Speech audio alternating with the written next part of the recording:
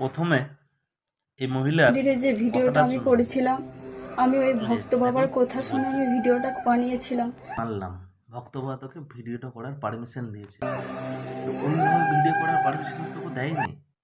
আচ্ছা তুই একটা কথা বল, সমান তুই হোক না নিশ্চয়ই হোক, যেমনই বাড়ি আমি কি মেয়ে হোস, আপনাদের সামনে সুসাইড শিক্ষিত করলে আপনারা অশিক্ষিত এটা খুশি আমার হবেন? দেখার দরকার নেই। তাহলে আমি লাইভে আসছি, তুই তো আপনাদের হিন্দু সামনে ধর্মের লাইভ মেয়ে, করে নেব। তুই কিভাবে এটা কি হিন্দু আপনাদের ধর্মের ভালো লাগবে গো? এইভাবে ক্ষতি বিনা করছিস। কারণে আমাকে এত কষ্ট আমি দিচ্ছ। সবাইকে বলবো তোর শাস্তি যেন আমি হোক। বড় বড় কাছে আর ক্ষমা তোর চাইছি, মতো আর যারা এই একটাই কথা, পাগলা ওর চোদা মা তার কাটা আছে না, আমার এত তারাও দেখে যেন সম্মান নষ্ট হলো, সম্মানে তাদের আমার ভুলটা ভুলের বুঝতে পারে। ইতিহাস। এইভাবে আমি ধর্মীয় কোনোদিন স্থানে তোমার কাছে এইভাবে যাব ভিডিও না গো করা যায় পুজো না। দিতে।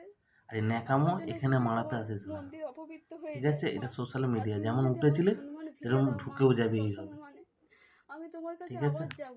অবশ্যই আমাদের হিন্দু ধর্মের নামে বা পবিত্র স্থানে কেউ যদি নোংরা কিছু করে, আমার মতো অনেক ভাই বোনেরা, মায়েরা, দিদিরা সবাই আছে, তারাও এই প্রতিবাদ করবে। কারণ তাদের এই রিলস বানিয়ে সোশ্যাল মিডিয়া থেকে ইনকাম হয় না, সংসার চলে না।